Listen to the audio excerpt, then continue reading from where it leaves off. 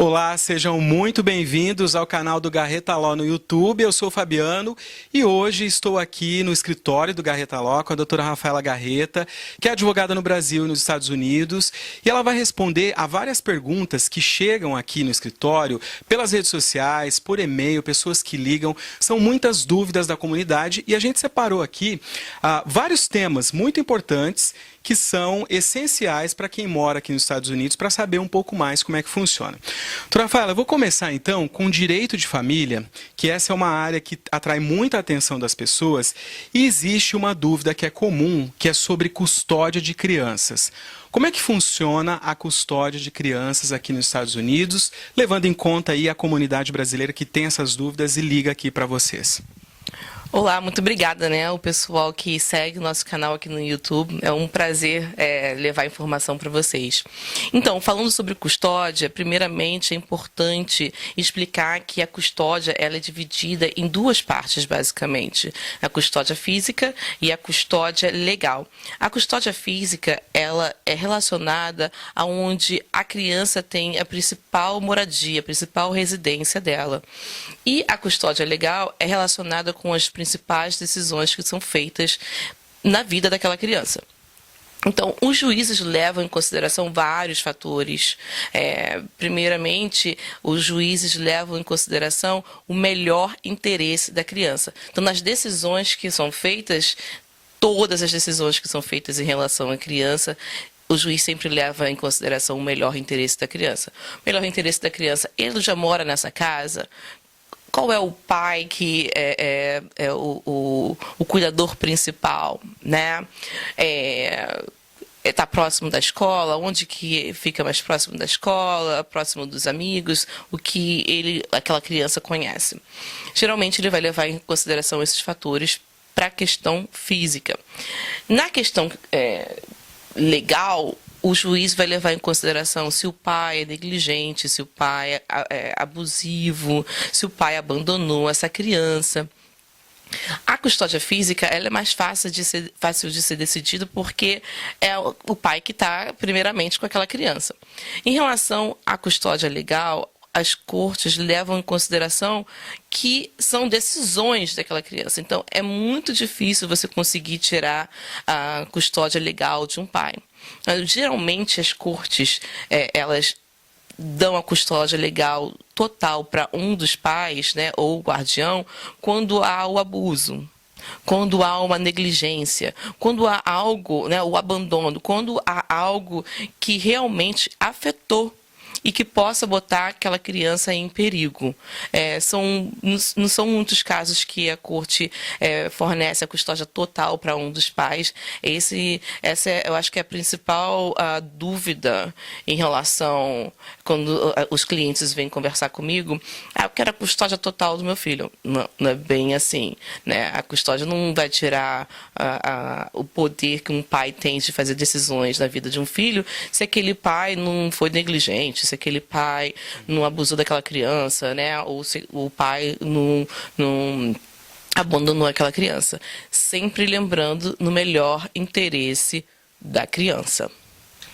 Em relação, por exemplo, se a criança já entrou na adolescência, ela tem alguma voz para dizer se ela quer ficar com o pai, se ela quer ficar com a mãe, porque, né, às vezes a criança se dá melhor com um e outro, mas aí tem a questão legal.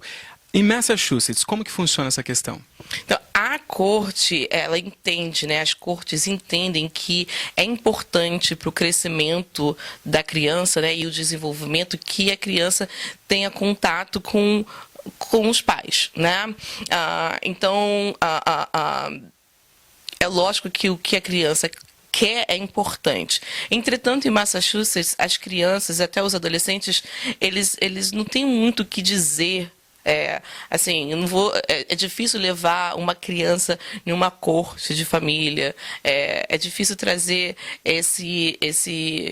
essa decisão, né, primordial assim, da criança, os pais que têm que trazer isso para a corte e trabalhar junto com a corte para que siga o que é melhor interesse da criança. um reasoning, né, uma razão que a corte faz isso, geralmente é porque existe um problema que às vezes um pai tem um domínio sobre o filho e consegue influenciá-lo nas decisões. Então a corte ela é bem cuidadosa. Geralmente, em Massachusetts, quando você quer trazer a opinião da criança para a corte, um bom caminho é você ter um envolvimento de um terceiro. Como eu expliquei, né, eu sempre explico nos meus vídeos, há uma diferença grande de como as cortes decidem e agem legalmente aqui e no Brasil. No Brasil, você tem a figura do Ministério Público. Todo caso que tem o envolvimento de uma criança, o Ministério Público está envolvido porque ele quer ter certeza que todos os direitos daquela criança estão sendo seguidos. Aqui em Massachusetts, né, não tem a figura do Ministério Público ali sendo um guardião dos direitos da criança. Então, ou a corte chama um outro advogado para tomar conta só da criança, dos poderes e os direitos da criança, ou de repente tem um envolvimento de algum psicólogo ou até do departamento que cuida das questões ligadas à criança. Às vezes, quando há abuso doméstico, por exemplo, violência doméstica, o DCF aqui em Massachusetts, né, ele fica envolvido. Então, o report, o que eles viram naquela relação, a corte vai levar em consideração nas decisões. Mas em Massachusetts não acontece assim diretamente da criança vir e falar o que ela quer. Existem alguns estados nos Estados Unidos que a criança pode decidir ficar com o pai ou com a mãe, mas em Massachusetts não é isso que geralmente acontece.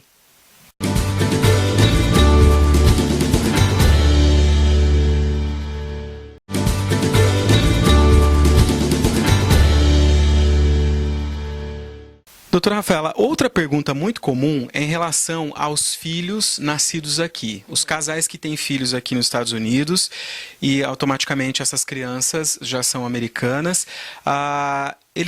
Os pais podem ter algum tipo de benefício? A gente sabe que lá na frente os filhos podem aplicar para os pais. Mas enquanto ainda são crianças, existe algum benefício dos pais para os pais pelo fato dos filhos serem americanos? Então, não é uma coisa automática, né? É lógico que você ter um filho americano pode servir como evidência que você tem ligação com os Estados Unidos. Então, dependendo do caso que você esteja, da situação imigratória que esteja acontecendo com você, você pode utilizar o fato de você ter um filho cidadão americano para o seu benefício. Um grande exemplo são imigrantes que ingressaram num processo de deportação, que moram nos Estados Unidos mais de 10 anos, por exemplo, que é o mais conhecido como a Lei dos 10 anos, né? Mas o nome legal é Cancellation of Removal, que é cancelamento da remoção. Se você tem um filho americano, ele qualifica como o parente, o familiar, para que você possa fazer a aplicação para cancelamento de deportação.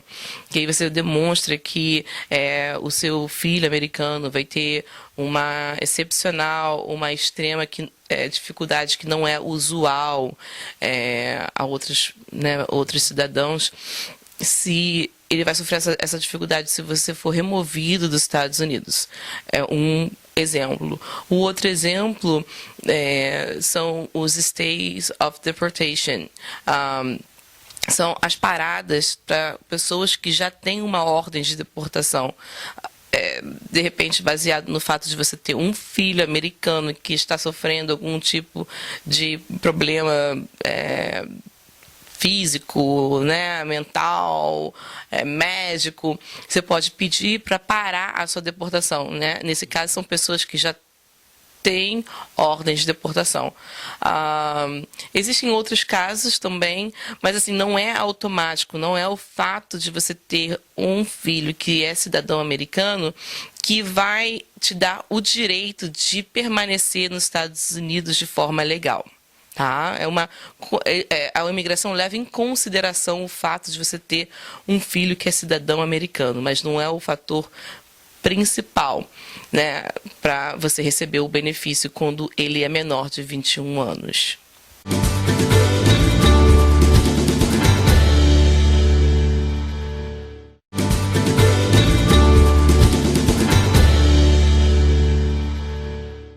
E outra pergunta também que as pessoas fazem é em relação quando as crianças chegam aqui já indocumentadas com os pais. As crianças elas precisam de escola, elas precisam de atendimento de saúde. Existe algum diferencial em relação aos adultos ou não? Ou isso independe? Como é que funciona em Massachusetts esse tipo de atendimento para crianças indocumentadas? É que em Massachusetts as escolas não levam em consideração o fato das crianças serem indocumentadas no momento da matrícula. Então, as escolas, né, distritais, elas recebem essas crianças e matriculam. Nós vemos um problema, às vezes, quando chega lá no college. Porque para você aplicar para o college o college pode exigir alguns tipos de requerimento e um deles é você demonstrar algum visto, que você tem algum visto, algum tipo de permanência aqui nos Estados Unidos. Em relação à questão médica, existe o Public Charge, que não é uma novidade, mas saiu a nova diretriz, né, do governo Trump, que explica o que eles estão considerando como public charge. O public charge são aquelas pessoas que vão ser consideradas como um ônus, né, para o governo americano. Vão ser um peso financeiro para o governo americano. E um dos fatores que eles estão levando em consideração, que não levavam antigamente, é o fato de você ter recebido assistência médica durante um período longo. Então, na hora que essa criança, os pais forem pedir um benefício imigratório do Green Card, admissão para os Estados Unidos, eles podem levar esse fato em consideração e chegarem à conclusão que eles são, ou eles podem ser, um ônus financeiro para o governo americano. Então tem que ter muito cuidado no que você vai fazer para que não tenha consequência lá na frente.